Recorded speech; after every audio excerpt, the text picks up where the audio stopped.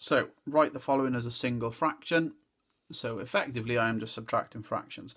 As it's got algebra, and the quickest way of doing this is using the upside down ironing board. So I'm going to end up with x minus a on the top, all divided by x minus a times by x.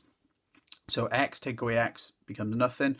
Be very careful here though, because I've got minus all of this bracket. So minus a is going to become positive a, all divided by, and then I can either expand or not on the bottom. I'm going to leave it as it is, as x bracket x minus a. Part B, solve the following equation.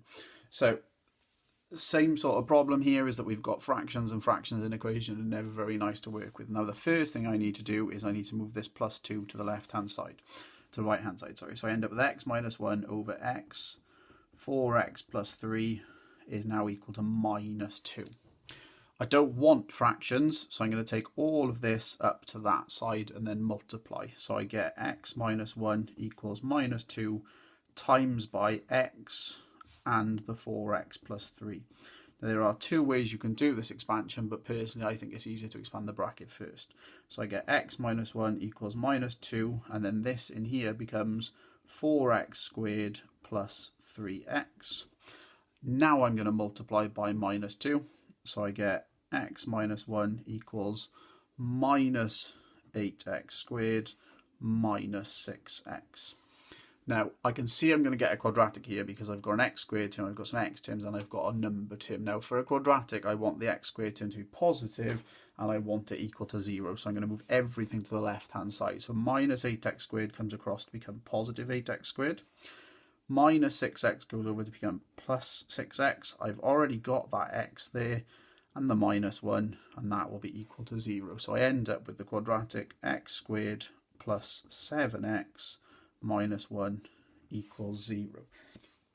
I then need to factorise this quadratic, and to factorise the quadratic I need to find two numbers that add and two numbers that times. They need to add to make the number in the middle, and they need to times to make the number at the start, multiply the number at the end, minus 8. So my numbers are going to be 1 and 8. If I start on minus 1 and I add 7, I add 8, sorry, I get to 7, and these multiply to make that.